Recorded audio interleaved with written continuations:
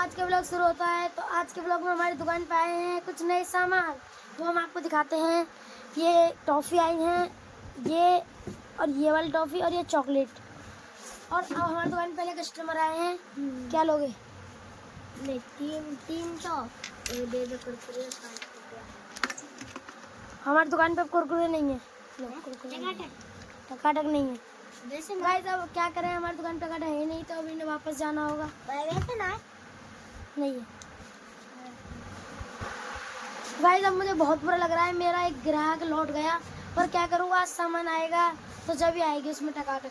तो मैं इतने आपको जो बता रहा था वो बताता हूँ। ये chocolate 5 choco star 5 star copy, और ये मोंटाना चॉकलेट है, ये टॉफ़ी और ये रेड कलर की।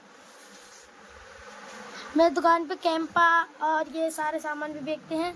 तो अगर आपको ब्लॉग अच्छा लगा हो तो लाइक एंड सब्सक्राइब जरूर करें।